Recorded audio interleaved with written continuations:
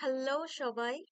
আমি আপনার কাছে আজকে রিচ আউট করছি একটা টপিক নিয়ে, যেটা আমার মনে হয় যে এখন খুবই খুবই ইম্পর্ট্যান্ট। বাট সবকিছুর আগে আমি একটু জানতে চাইছি যে আপনারা কেমন আছেন। আমার রিলস গুলো, আমার সমস্ত ভিডিওস গুলো আপনারা দেখছেন। অ্যান্ড আমি বলেছিলাম যে কিছু কিছু জিনিস নিয়ে আমাদের সবার অ্যাওয়ারনেস খুবই দরকার, এবং আমি আশা করছি যে আপনারা সেই অ্যাওয়ারনেস গুলো নিজেদের মধ্যে স্প্রেড করছেন। অ্যান্ড আপনারা সেগুলো নিয়ে নিজেদের কাজে ইমপ্লাইও করছেন। ইমপ্লাই করা মানে সেগুলোকে নিজেদের কাজে নিযুক্ত করা। ঠিক আছে? আচ্ছা। আম যে বিষয়টা নিয়ে আমি বলতে চাইছিলাম সেটা আমার মধ্যে আহ, এই রিয়েলাইজেশনটা এসেছে যখন আমি একদম ট্রেডিশনালি পড়াশোনাটাকে আবার শুরু করেছি। তারপরে অ্যাকচুয়ালি চাকরি এবং ডেইলি লাইফ এবং আশেপাশের কিছু অকুপেশন নিয়ে আমি এমন ভাবে স্টাক হয়ে গেছিলাম যে আমার নিজের যে ইম্পর্টেন্ট যা কিছু লাইফের যা কিছু আম, আমার কি বলে ওটাকে অ্যাম্বিশন, যা কিছু আমার লাইফের প্রায়োরিটি, সেটা যেন আস্তে আস্তে লাইফ থেকে সরে যাচ্ছিল। এবং আমি নিজেকে এমন একটা জায়গায় রিসেন্টলি, মানে কিছুদিন আগে, প্রিসাইসলি এই ভিডিওগুলো শুরু করার আগে আমি এমন একটা জায়গায় নিজেকে খুঁজে পাই যেখানে আমি বুঝতে পারি যে এবারে আমার যা কিছু রিয়েলাইজেশন, যা কিছু লাইফের লেসন, আমি যা কিছু শিখেছি, সেটাকে আমি আপনাদের কাছে পৌঁছাতে চাই। ঠিক আছে? এবং আমি এরকম একটা জায়গায় নিজেকে খুঁজে পাই যেখানে আমি বুঝতে পারি যে আমি আমার নিজের থেকে বেশি অপরের সমস্যাগুলোকে বেশি সলভ করতে লেগে গেছিলাম। এবং আমি এটাও বুঝতে পারি যে দেখুন, ইংলিশে একটা কথা আছে যেটাকে বলে সেভিয়ার কমপ্লেক্স। তো এটাকে অনেকেই বলে যে এটা একটা সাইকোলজিক্যাল ব্যাপার, কিন্তু এটা কোনো সাইকোলজিক্যাল ব্যাপার নয়। এটা জাস্ট একটা জিনিস যেটা হচ্ছে যে মানে আমরা নিজেদের সাথে নিজেদের কাজকর্ম, পড়াশোনা, চাকরি ইত্যাদি থেকে ব্যস্ত থাকার থেকে বেশি পছন্দ করি আশেপাশের লোকের সমস্যা সমাধান করতে। না, এটা আমার এখন মনে হচ্ছে যে হয়তো আমরা সেই জায়গাগুলোতে একবার আটকে গেলে সেখান থেকে বেরোতে পারি না। ঠিক আছে? এবং আমি নিজেকে ওই জায়গাটায় বারবার খুঁজে পেয়েছিলাম এক সময়। এবং আমি বলছি যে আপনি আজকে ধরুন আমার ভিডিও দেখছেন, দেখে ধরুন কোনো কিছু একটা থেকে আপনি ধরুন মোটিভেটেড ফিল করছেন, এবং আপনি ভাবছেন যে আচ্ছা ঠিক আছে, এই জিনিসটাই আমি হাজারটা লোককে বলবো, তাদেরকে হেল্প করব। ঠিক আছে, করুন, অ্যাবসলিউটলি করুন। কিন্তু আমি আপনাকে বারবার এই কথাটা বলবো, হাজারবার বলবো, বলতে না দিলেও বলবো, যেটা হচ্ছে যে আগে নিজেকে বাঁচান। ঠিক আছে? এবং আমি একটা কথা বলছি যে সেভিয়ার কমপ্লেক্সে একটু ফিরে আসি। সেভিয়ার কমপ্লেক্স হচ্ছে ওই আইডিয়াটা যেটা, যে ধরুন আপনার, ধরুন আমার এই ফোনটা, ঠিক আছে, ফোনটা ধরুন নিজের কাজকর্ম করছে এবং কিছু কিছু নিজস্ব সমস্যাও আছে। ঠিক আছে? এবারে আমি তখন কি করি? আমি নিশ্চয়ই ফোনটার সমস্যা নিয়ে 24 ঘন্টা বসে থাকি না।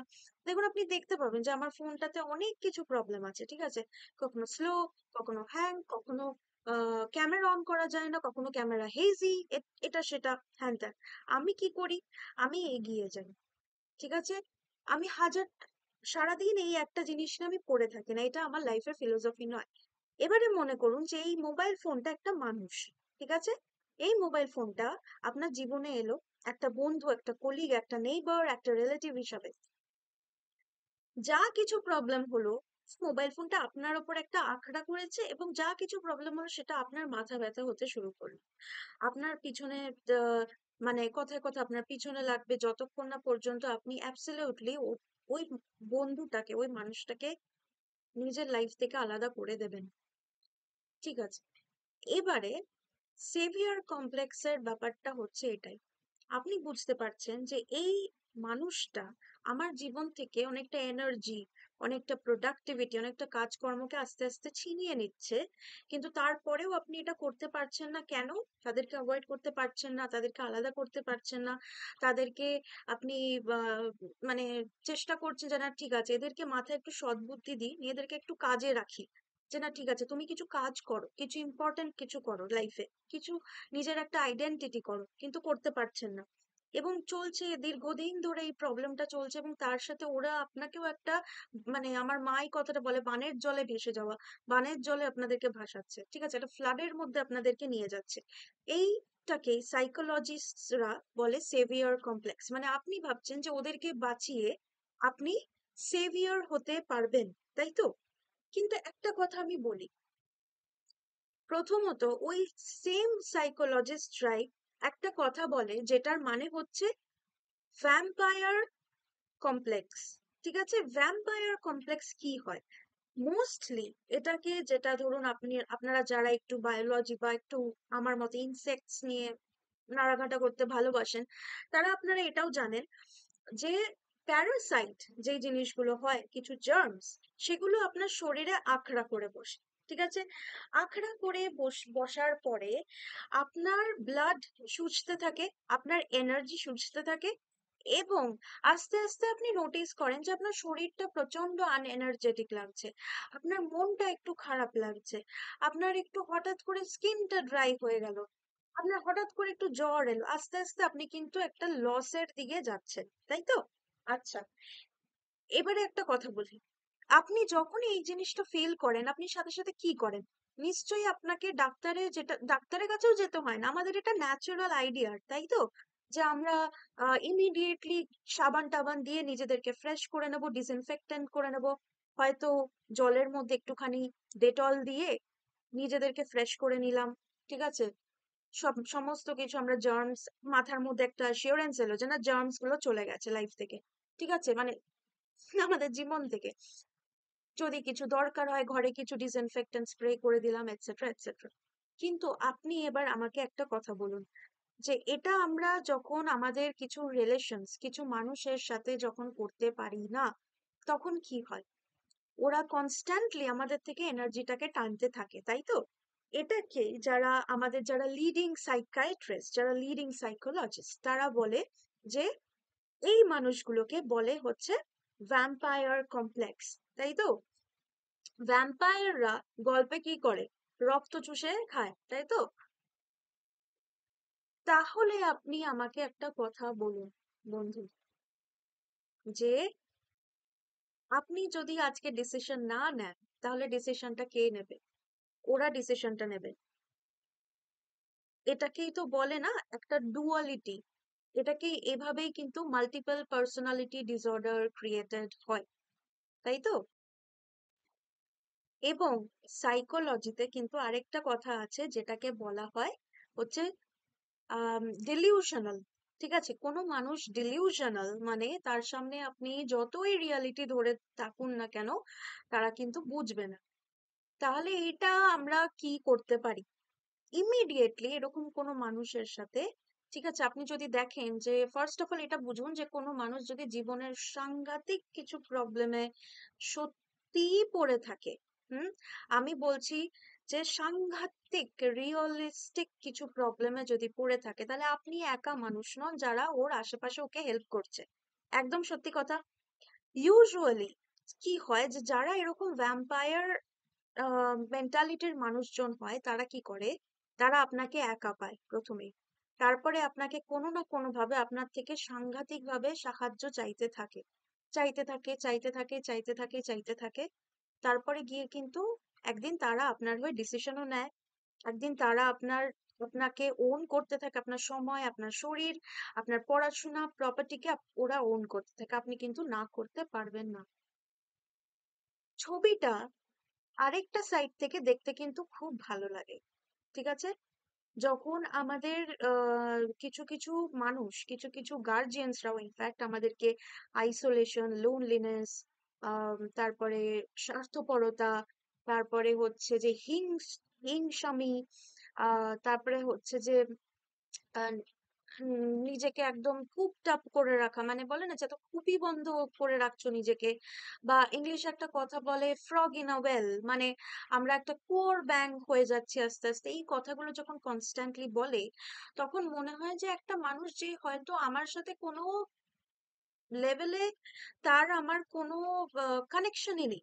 ঠিক আছে, আমি একটা ডক্টর, কিন্তু ওরা একটা কি জানি অন্য কিছু একটা, যার সাথে আমি প্রফেশনাল কোনো আলোচনা করতে পারবো না, বৃদ্ধি হবে না জীবনে।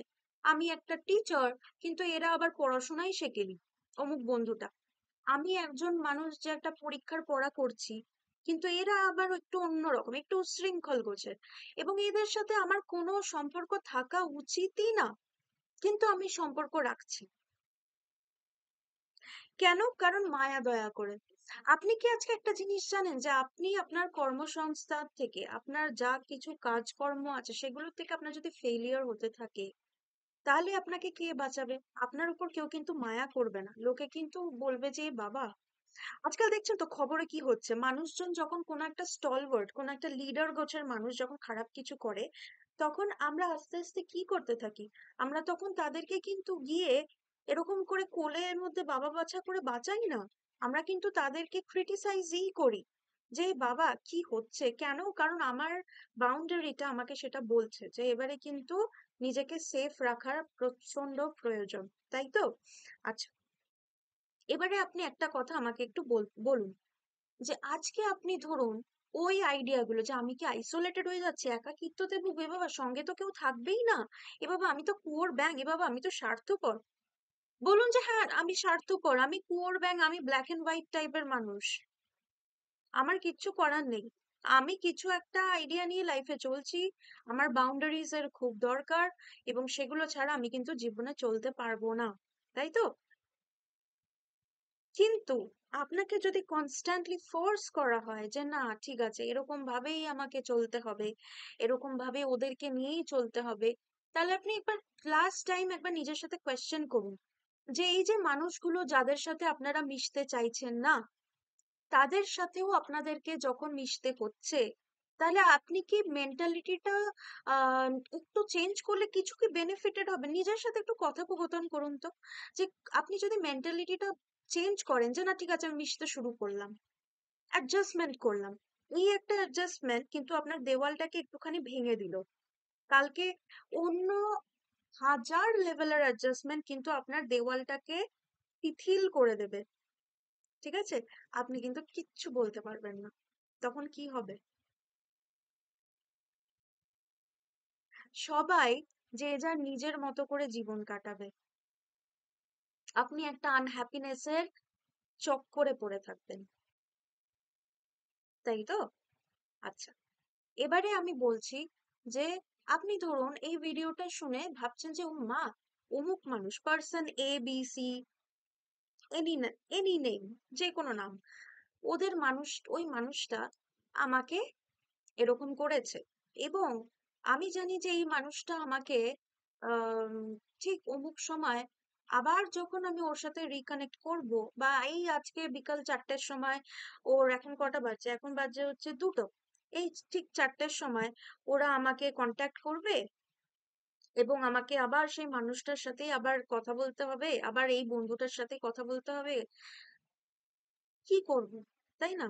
ডিস্টেন্স মেনটেন করুন, ডিস্টেন্স বানান, ডিস্টেন্স মেনটেন করুন, হয়তো কিছুদিন, আমি বলে দিচ্ছি হয়তো কিছুদিন, মেবি কিছু বছর ইনফ্যাক্ট আপনাকে একটু একা থাকতে হবে, ক্যারিয়ারের পাথ চেঞ্জ করুন, যদি আপনার মনে হচ্ছে যে আপনার ক্যারিয়ারটা এমন ভাবে যেখানে আপনি মানুষজনের সাথে খুব একটা এঙ্গেজড হতে পারছেন না, ক্যারিয়ারের পাথ একদম 360 ডিগ্রি চেঞ্জ করুন, ঠিক আছে?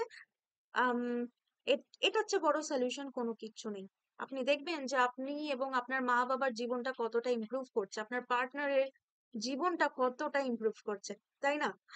তো এবারে আমি একটু একটা প্রফেশনাল আলোচনায় আসি। আপনার কি রিসেন্টলি, মানে আমি বলছি না যে আজ থেকে 4 বছর আগে কি আইটি বুম হয়েছে, বা আমি যখন 2010 সালে যখন আমি মানে আমি আমার এক্সপিরিয়েন্সটা বলছি, যে 2010 সালে আমি যখন আম,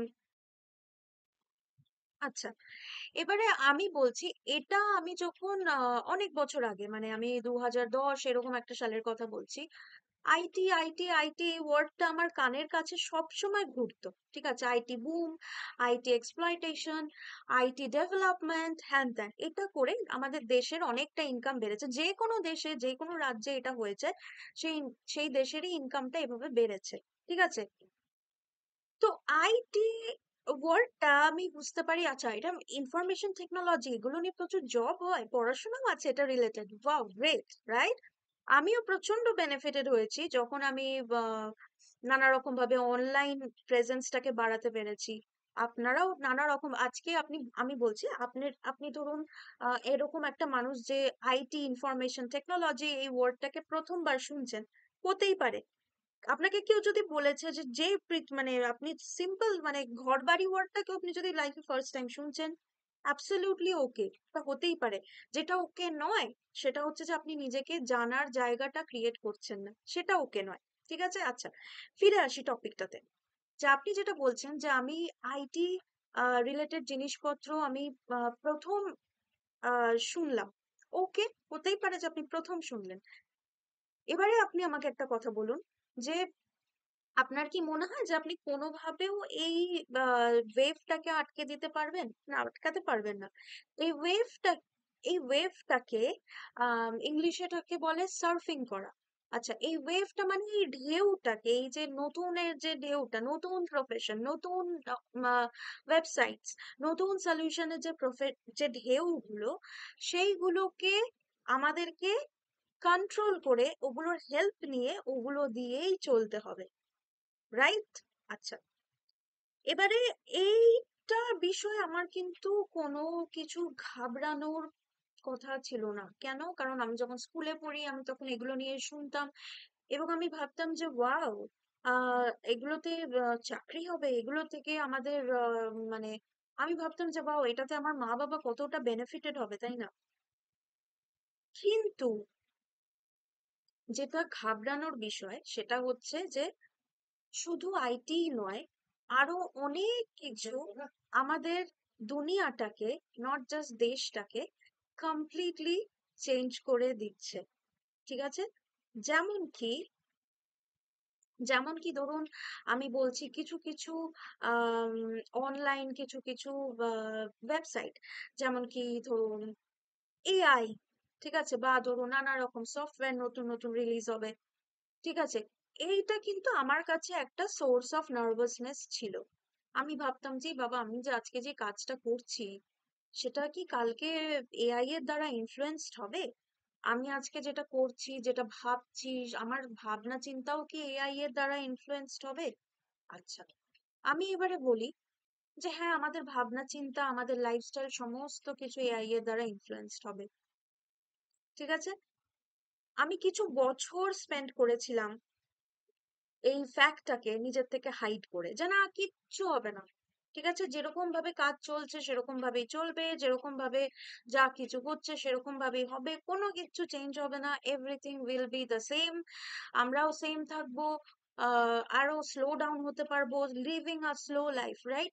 ওই যে ওই ফিলোসফিটা যে একটা স্লো লাইফ লিড করা, এটা পসিবল হবে। আমরা একটা মানে একটা রিমোট গ্রামে গিয়ে একটা হ্যাপি লুকিং হাউসে থাকতে পারবো, এগুলো পসিবল হতে থাকবে। কিন্তু হচ্ছে কিন্তু এটার অ্যাবসলিউট অপোজিট আরবানাইজেশন বলে যে জিনিসটা, সেটা হচ্ছে যে মানে যত আমাদের ইনকামের রাস্তা বাড়বে, তত বেশি টেকনোলজির রাস্তা বাড়বে, তত বেশি এই যে রিমোট জায়গাগুলো সেগুলোতে নতুন জিনিসপত্র আসবে। এবং আপনারা যদি আমার মতো একটা মানুষ হন যে এক্সট্রিমলি নেচার লাভার, ঠিক আছে, এক্সট্রিমলি নেচার মানে কনসিয়াস, যাচ্ছে এখানে এই গাছ, ওখানে ওই পাতা, অমুক অমুক পাখি, অমুক ইনসেক্ট, ঠিক আছে, তাদের কাছে এটা একটা হয়তো একটা মন খারাপ বা একটা ইনফ্যাক্ট ইভেন ডিপ্রেশনের জায়গাও হতে পারে, যে বাবা, এখানে আমি দেখছি যে আগে কি সুন্দর কত কিছু ছিল, এবং এর মধ্যে হঠাৎ করে সবকিছু চেঞ্জ হয়ে গেল, তাই না? তাহলে আমরা কি করতে পারি? ঠিক আছে, আমি সবকিছু বলছি, আপনারা কানেক্টেড থাকুন, অ্যান্ড আপনারা এই এই ভিডিওটার পরে আপনারা এটাও জানতে পারবেন যে এই যে চেঞ্জেস ইন ইমোশন, সেটাকে আমরা কিভাবে আস্তে আস্তে সামলে নিতে পারি। আচ্ছা, এবারে আমি আপনাদেরকে আচ্ছা, এবারে আমি আপনাদেরকে যেটা বলছিলাম সেটা নিয়ে একটু এগোনো যাক। ঠিক আছে? যে আহ, এই যে একটা এআই, এই সমস্ত যে ফোর্স এসে গেছে আমাদের প্রফেশনাল লাইফে, সেটাকে কিভাবে মাস্টার করতে হবে, রাইট? প্রথমত একটু এই ক্ষেত্রে একটু এআই এর ব্যাপারে একটু জানতে হবে। ঠিক আছে? এআই এর ব্যাপারে যদি জানতে হয় তাহলে আপনাদেরকে কি করতে হবে? অ্যাজ ইকুয়াল টু অ্যাজ আপনাদেরকে আজকে যদি জানতে হয় যে আচ্ছা আপনারা কি বলবো, ধরুন কোনো কিছু কিনতে গেছে, ঠিক আছে? ধরুন আপনারা একটা, লেটস একটা ড্রেস কিনতে যাবেন দোকান। আপনারা ভাবছেন যে আচ্ছা আমি চট করে কিনতে না গিয়ে আমি একটুখানি দেখি তো কোথায় কিরকম কি আছে, আশেপাশে দোকান কি আছে, গুগলে, অনলাইনে, যে কোনো সার্চ ইঞ্জিন, যে কোনো ব্রাউজার নিয়ে আপনি সেরকমই গেলেন, মোবাইলে টাইপ করলেন যে এআই কি হয়, কি জিনিস। আপনি টাইপ করলেন এবং আপনি দেখতে পেলেন যে এই বিষয়বস্তু এআই এর। মোস্টলি এআই হচ্ছে আর্টিফিশিয়াল ইন্টেলিজেন্স, যেরকম কি আইটি হচ্ছে ইনফরমেশন টেকনোলজি, এআই হচ্ছে আর্টিফিশিয়াল ইন্টেলিজেন্স। ঠিক আছে? তো এআই এর ব্যাপারে জানতে গেলে কি কি করতে হবে সেই বিষয়ে আপনারা স্টে টিউনড, কানেক্টেড থাকুন। আমি আপনাদেরকে আরো অনেক ডিটেলসে নেক্সট ভিডিওটা বলবো। ভালো থাকবেন অ্যান্ড জানতে থাকুন।